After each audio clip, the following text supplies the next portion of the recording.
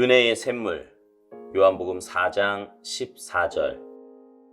내가 주는 물은 그 속에서 영생하도록 솟아나는 샘물이 되리라. 주님이 보여주시는 그림은 물이 흐르는 또랑이 아니라 생수가 솟는 샘입니다. 가득 채우라. 그러면 그에게 부어진 그대로 주님과의 생동력 있는 관계의 아름다움이 그 성도로부터 차고 넘치도록 흘러나올 것입니다. 만일 당신의 생명이 넘쳐 흘러야 하는데 그렇지 않다면 이는 당신이 책임을 져야 합니다. 뭔가 그 흐름을 막고 있는 것입니다. 근원 예수님에게 연결되어 있어야 합니다. 그러면 개인적으로 복을 받습니까? 아닙니다. 그것보다는 당신으로부터 그 누구도 막을 수 없는 생수의 강이 흐르게 됩니다. 우리는 모든 사람들에게 축복이 되는 생수의 강이신 예수님이 우리를 통해 흐르실 수 있도록 샘이 되어야 합니다. 우리 중 어떤 이들은 사해 같아서 언제나 받기만 하고 절대로 나누지 않습니다. 그 이유는 우리가 주 예수님과 바른 관계에 있지 않기 때문입니다. 우리가 주님으로부터 확실하게 받기만 하면 주님은 우리를 통해 생수의 강을 흘러넘치게 하실 것입니다. 따라서 주님께서 차고 넘치도록 주지 못하시는 이유는 그만큼 주님과의 관계에 결함이 있는 것입니다. 당신과 예수님 사이에 거리를 만드는 뭔가가 있습니까? 그분을 믿는 믿음을 방해하는 것이 있습니까? 없다면 예수님께서 당신으로부터 생수의 강이 흐르게 될 것이라고 말씀하십니다. 이는 어떤 축복이 전달되는 것도 아니요, 어떤 경험도 아니라 끊임없이 흐르는 생수인 것입니다. 근원 예수님에 가까이 있어야 합니다. 예수 그리스도를 믿는 당신의 믿음과 그분과의 관계를 잘 지키십시오. 그러면 메마름도 없고 죽음도 없는 가운데 끊임없는 생수가 다른 사람들을 위해 흐를 것입니다. 믿는 한 사람으로부터 강이 흐를 것이라는 말이 너무 지나칩니까? 내게는 강이 보이지 않네요 라고 당신은 말합니다. 나는 누구인가라는 관점에서 당신 자신을 보지 마십시오. 하나님 나라 사역의 역사에서 보면 그 강물은 언제나 거의 보잘것없고 유명하지 않으며 무시당하지만 변함없이 주 예수님께 진실한 사람들로부터 시작됩니다.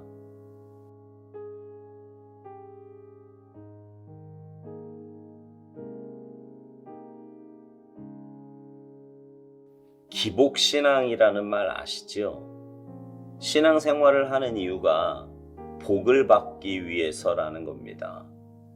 예수 믿으면 건강해지고, 예수 믿으면 사업 잘 되고, 예수 믿으면 자녀들이 잘 되기를 바라서 예수 믿는다는 거예요.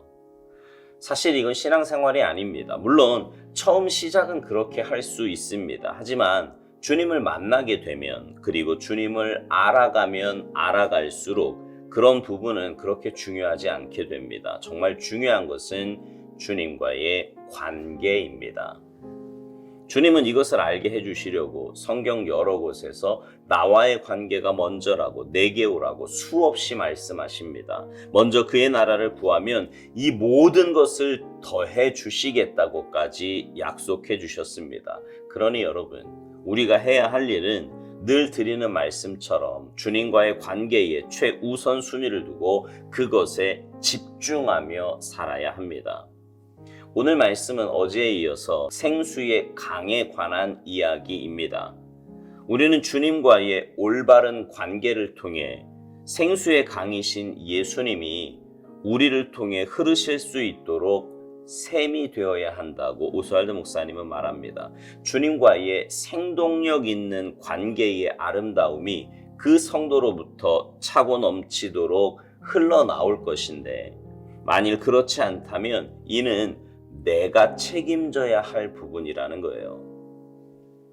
근원이신 예수님께 연결되어 있다면 누구도 막을 수 없는 생수의 강이 흐르게 된다고요. 컵에 이렇게 물을 담을 때요, 계속해서 그 컵에 물을 붓는다면 흘러 넘칠 수밖에 없지요. 무엇이든 가득 차면 밖으로 흘러 넘치기 마련입니다. 영적으로도 그렇습니다. 주님의 은혜와 사랑이 우리 안에 가득 찬다면 우리의 삶을 통해 흘러갈 수밖에 없습니다. 주님은 우리에게 은혜와 사랑을 주실 때 찔끔찔끔 주시는 분이 아닙니다. 늘 차고 넘치도록 부어주시는 분이세요. 관계만 바르다면 말입니다.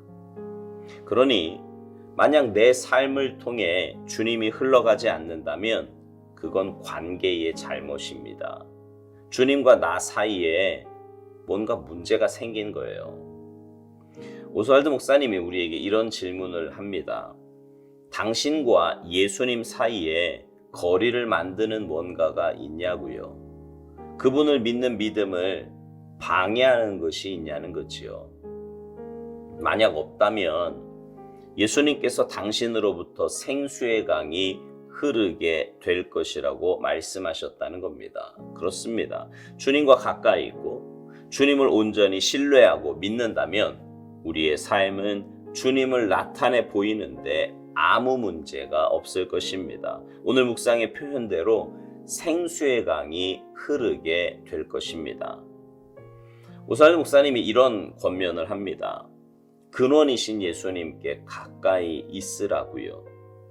예수 그리스도를 믿는 당신의 믿음과 그분과의 관계를 잘 지키라고 말합니다. 그러면 메마름도 없고 죽음도 없는 가운데 끊임없는 생수가 다른 사람을 위해 흐를 것이라고요.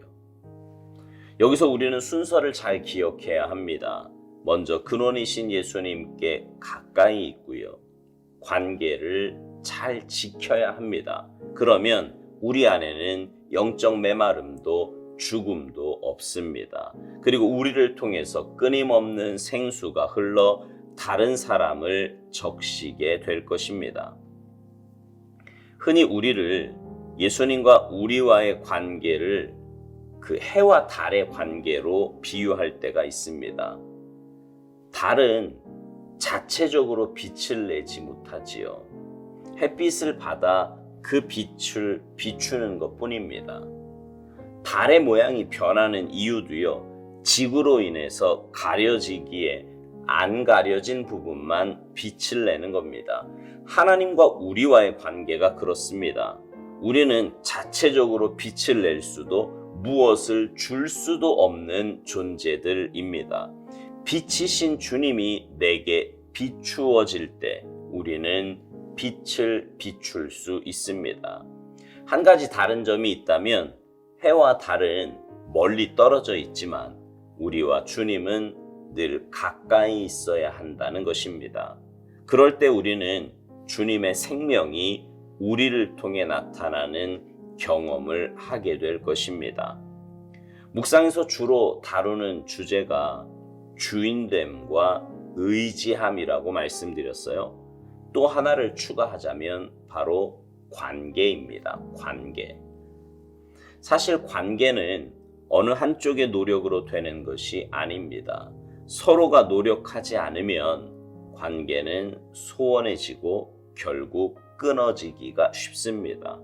하나님과 우리와의 관계도 그렇습니다. 근데 사실 하나님은 늘 우리에게 가까이 와 계십니다. 은혜도 베풀어 놓으시고 자신이 주실 수 있는 최고의 사랑도 이미 주셨습니다. 문제는 우리 쪽이에요. 내가 그 사랑을 깨닫고 올바로 반응하느냐, 하나님과의 관계를 내 삶의 최우선순위에 두느냐, 그 관계를 위해 날마다 시간과 장소를 정해놓고 사느냐, 그렇지 않느냐에 따라 하나님과 우리와의 관계는 달라집니다. 그리고 그 관계를 통해 내 삶에서 나타나는 하나님의 역사는 다른 거예요. 바라기는 하나님과 친밀한 관계에 있는 우리 모두가 되기를 바랍니다. 그래서 여러분을 통해 생명의 근원이신 주님이 나타나고 많은 사람들에게 생수를 나누어 주는 복된 삶이 되시기를 주님의 이름으로 축복합니다. 아멘.